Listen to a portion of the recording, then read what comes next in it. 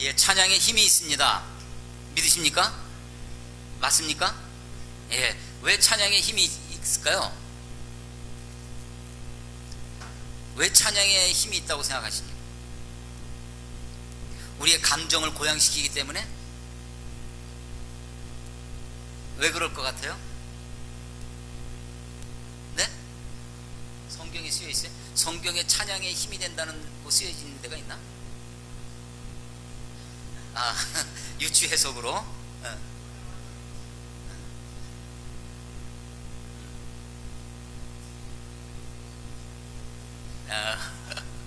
예, 뒤에 잘 안 들리죠? 저기 안에 제 이야기는 잘 들리십니까? 예, 이 앞에서 낙태경제가 얘기한 거는 안 들렸죠? 예, 은혜입니다. 예, 찬양이 힘이 있습니다. 그런데 좋은 찬양이 힘이 있습니다. 왜 그럴까?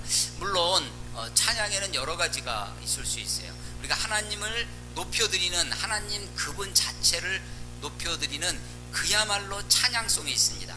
그야말로 영광송이 있어요. 우리 찬송가 보시면 그런 찬송들은 주로 앞부분에 있습니다.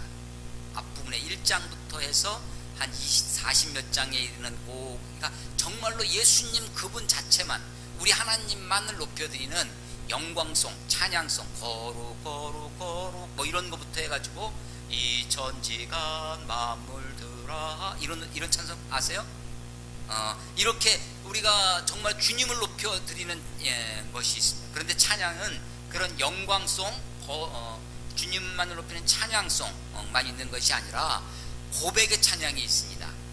가스펠송이라고 하는 것 중에 우리 CCM이라는 것이 많은 것이 고백적 찬양이 있어요. 우리 자신을, 물론 이것도 찬양이라고 할 수 있겠습니다. 우리가 하나님을 찬양하다 보면 그 하나님이 마치 그 찬양이 거울처럼 역할이 돼서 우리 자신을 비춰주게 됩니다. 하나님을 바라다 보니까 하나님의 비춰진 내 모습을 보게 되는 거죠. 그래서 내 모습을 주님 앞에 고백하면서 나아가는 고백의 찬양이 있습니다.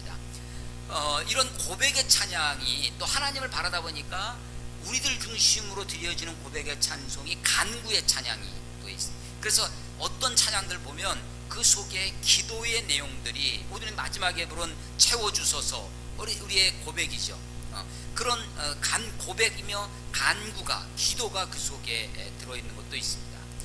또 찬양 속에는 친교의 찬양이 있어요.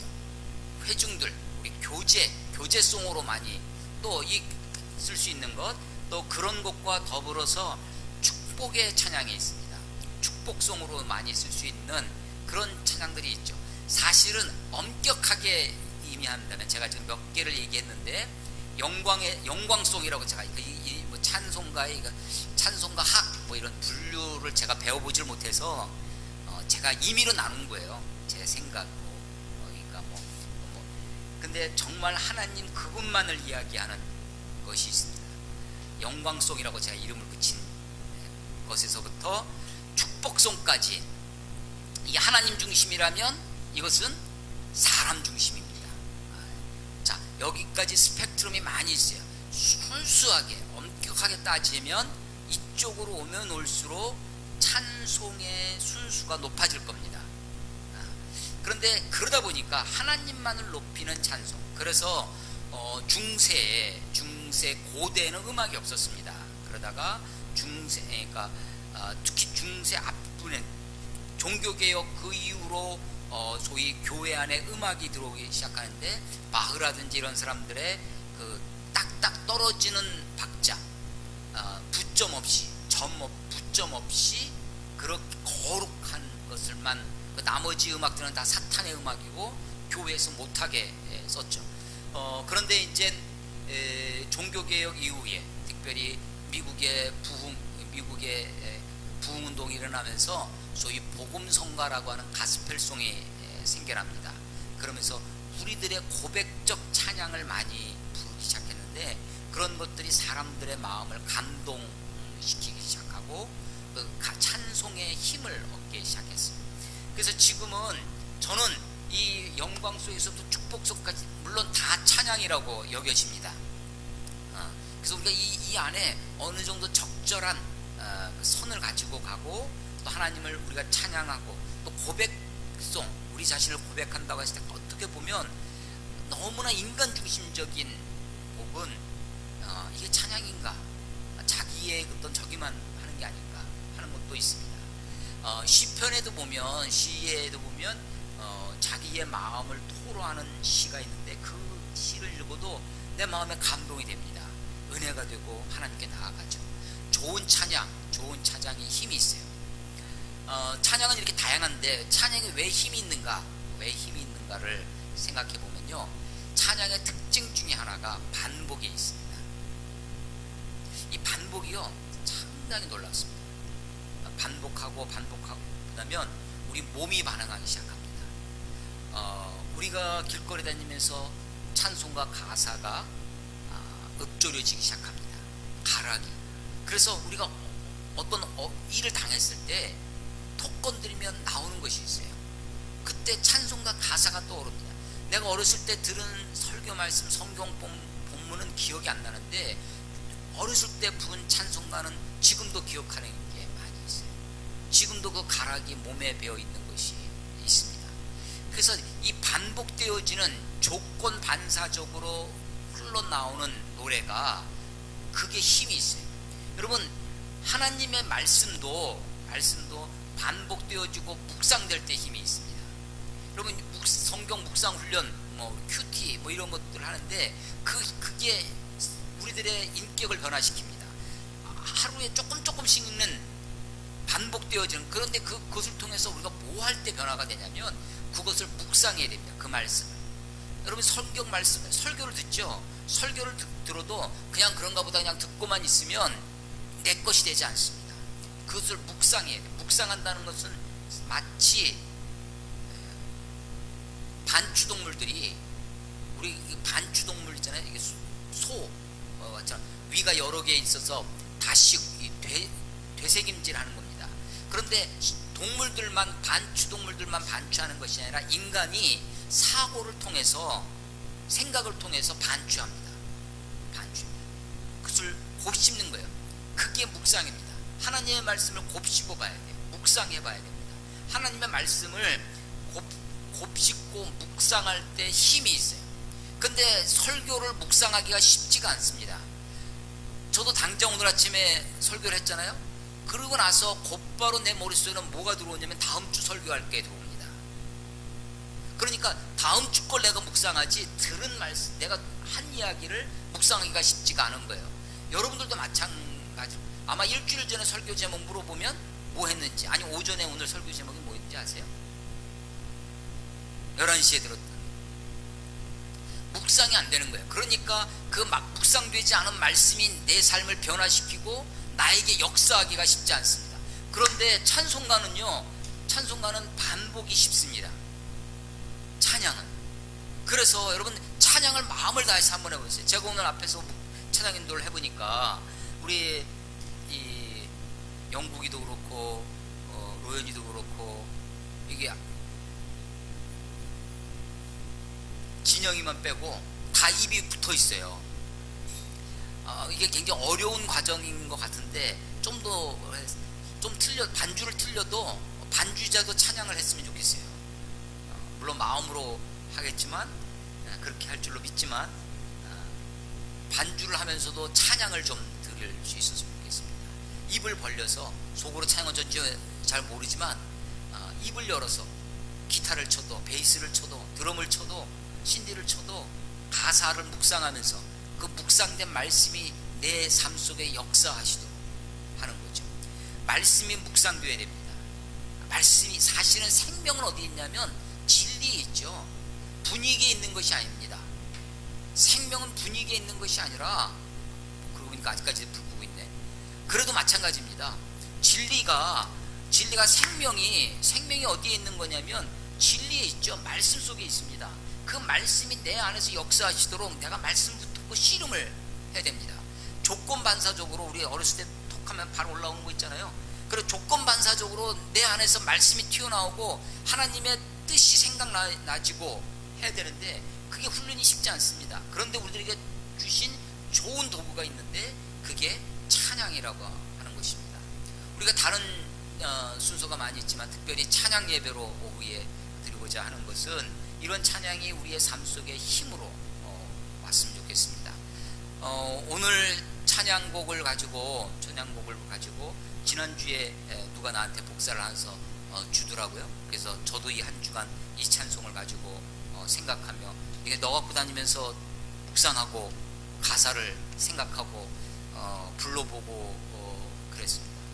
여러분, 이 시간에 와서 같이 찬양을 해도 이 찬송과 띄워주는 찬송과 가사 하나하나가 여러분들의 삶 속에 묵상되어지고 그 말씀이 여러분들의 삶을, 생각을 바꾸고 영양분을 공급해주는 일이 있었으면 좋겠습니다. 우리 성경 한번 찾아보겠습니다. 고린도후서 6장,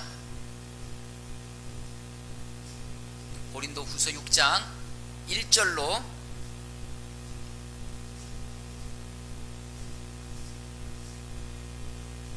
1절에서 2절,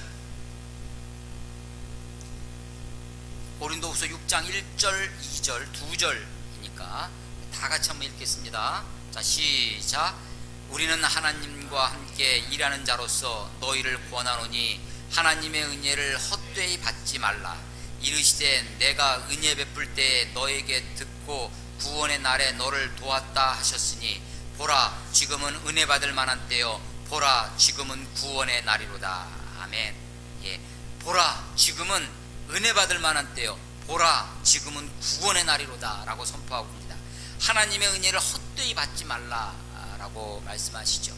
제가 이 찬송을, 이 악보를 받아서 묵상하면서 지금 이곳에 오소서, 지금은 엘리야의 때니 지금 역사해 달라고, 지금을 여러분 이 시간에 와서 찬송 오후 예배를 찬송 예배로 드리면서 지금 내게 은혜를 달라고, 지금 하나님의 구원을 내 날이 되게 해달라고 그렇게 기도하는 시간이 되었으면 좋겠습니다.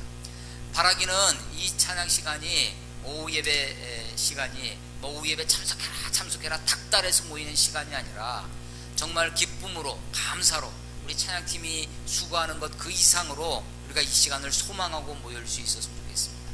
이 시간에 찬양을 통해서 찬양을 부르는 반주하는 여러분들, 우리 찬양팀이 은혜 가운데 깊이 빠질 수 있었으면 좋겠고, 함께 찬양하면서 그 은혜의 찬송에 감격하고 그 속에 가사 하나하나가 우리 속에 넘쳐날 수 있었으면 좋겠습니다. 하나님이 기뻐하시는 것이 무엇인가? 하나님이 어디에 계신가? 하나님이요, 하나님이 물론 어디에나 계시죠. 무소부지하신 하나님, 안 계신 곳이 없는 하나님이십니다. 그런데 특별히 하나님이 내가 어디 있겠다라고 말씀해 주신 곳이 몇 군데 있습니다. 하나가 하나님의 이름을 두신 곳이 있는데, 구약시대에는 성전에 성소 안에 있는 지성소 안에 있는 법궤 위에 속죄소, 내가 거기서 너를 만나고 내 이름을 거기에 두겠다라고 했습니다. 그런데 그 구약의 성전은 무너지죠. 없어졌습니다. 법궤도 온데간데 없이 없어졌습니다. 예수님이 십자가에 죽으실 때 지성소와 성소를 나눈 휘장의 그 가림막, 휘장이 찢어집니다. 휘장이 찢어서 누구든지 갈 수 있는 새롭고 산 길을 허락해 주셨습니다. 그런데 예수님이 그 성소의 법궤, 그 속죄소에서 내가 너를 만나겠다 하신 그것뿐만 아니라 하나님의 이름을 두신 곳이 있습니다. 그게 하나가 소자입니다. 내 이 소자에게 한 것이 곧 내게 한 것이야. 마치 하나님이 그 소자와 자기를 동일시 하셔서 소자에게 냉수한 것 준 것이, 소자를 돌아본 것, 소자가 아주 작은 자죠. 그런 것입니다. 또 하나 하나님의 이름을 두신 곳이 있어요. 하나님이 두세 사람이 내 이름으로 모인 곳, 우린 그것을 교회라고 합니다. 교회 공동체죠. 이 교회 가운데, 에클레시아라고 하는 교회 가운데 하나님의 이름을 두셨습니다. 또 하나 하나님의 이름을 지금 몇 개 얘기했어요? 3개 얘기했습니다. 성전. 그런데 성전은, 구약의 성전은 무너졌습니다. 그 무너진 성전이 예수님을 믿는 우리들을 너희가 하나님의 성전인 것과 우리 안에 성령님이 거하신다는 거죠. 또 소자, 그리고 두세 사람이 내 이름으로 모인 교회 공동체, 교회 가운데, 에클레시아 가운데 하나님의 이름을 두십니다. 또 하나가 있습니다. 또 하나가 바로 찬양입니다. 이스라엘의 찬송 속에 거하시는 여호와, 찬송 속에 거하시겠다고 말씀하십니다. 창세기를 읽다 보면요, 하나님이 복을, 만물을 지으시고 복을 주셨습니다. 복 준 것이 1장에 보면, 창세기 1장에 세 가지가 나옵니다. 첫 번째 복이 뭐였냐면 동물을 지으시고 생육하고 번성하고 땅에 충만하라고 복 주셨습니다. 두 번째 복이 사람에게 복 주신 거예요. 사람을 창조하시고 남자와 여자를 지으시고 복 주시면서 생육하고 번성하고 충만하고 땅을 다스리고 이 모든 것을 다스릴 수 있도록, 정복하고 다스리도록 복을 주셨습니다. 그러니까 동물과 사람이 다르죠. 자, 동물이나 사람에게 복 주신 것 말고 또 하나 복 주신 것이 있습니다. 세 번째 복, 창세기 1장에 나와 있는 세 번째 복은 조금 추상적입니다. 뭐냐면 하나님께서 일곱째 날을 복 주사, 날이라고, 일곱째 날이라고 하는 우리가 그 후대에 그를 안식이라고 불렀는데, 그 날이라고 하는 시간을 복 주셨습니다. 시간, 아주 추상적인 것 같지만 하나님의 창조가, 하나님이 이 공간을 다스리는 동물과 사람에게 복 주시고, 시간 중에서 안식일, 일곱째 날을 복 주셨습니다. 자, 하나님이 하나님의 이름을 두신 곳 네 가지가 있다고 그랬습니다. 네 가지가 하나가 성전입니다. 구약의 성전은, 솔로몬의 성전은 무너졌습니다. 그러나 신약에 예수님을 믿는 우리가 하나님의 성전이라고 했습니다. 또 하나가 소자, 하나님이 고아와 과부의 하나님이라고, 고아와 과부가 그 연약한 자를 상징하는 거죠. 예수님이 소자에게 냉수 한 컵 준 것이고 내게 한 것이라 동일시했습니다. 그리고 세 번째가 두세 사람이 모인 이 교회 가운데 하나님이 거하십니다. 믿으십니까? 교회 가운데 하나님이 거하십니다. 그런데 네 번째 이스라엘의 찬양이라고 하는, 이 찬양이라고 하는 추상적인 개념 속에 하나님이 거하시겠다고 하시는 것입니다. 하나님이 어디 계시느냐? 찬송 속에 거하십니다. 찬송의 핵심이 뭐냐? 하나님을 높이는 겁니다. 하나님을 기리는 것입니다. 물론 우리가 세상 속에 살고 이런저런 일에 분주하게 살아갑니다. 그러나 그럼에도 불구하고 우리가 정해진 시간에, 물론 우리의 삶 자체가 찬양이 되고 예배가 되어야 되겠죠. 그러나 이런 시간에 정해진 시간에 하나님께 집중하고 하나님을 높여드리고 하나님을 바라다보고 하나님을 높이는 이런 찬송 속에 하나님이 거하신다는 것입니다. 하나님이 이 찬양을 통해서 나를 보게 하십니다. 우리 자신을 찬양을 통해서 하나님께 나아가는 길을 얻게 하십니다. 지금은 은혜 받을 만한 때요, 지금은 구원의 날이로다. 찬송 가운데 이런 은혜가 있었으면 좋겠습니다. 찬송 가운데 이런 기쁨이 넘쳐날 수 있었으면 좋겠습니다. 특별히 찬양팀이 먼저 은혜 받았으면 좋겠습니다. 찬양팀이 찬송가 이 가사를 통해서 여러분들 속에 이 찬송이 힘있게 역사해서 회복의 역사가 일어나고, 찬송과 가사가 그냥 불러내는 것이 아니라 그 가사 하나하나가 여러분들의 생각과 마음을 찔러 쪼개는 하나님의 말씀으로 다가올 수 있었으면 좋겠습니다.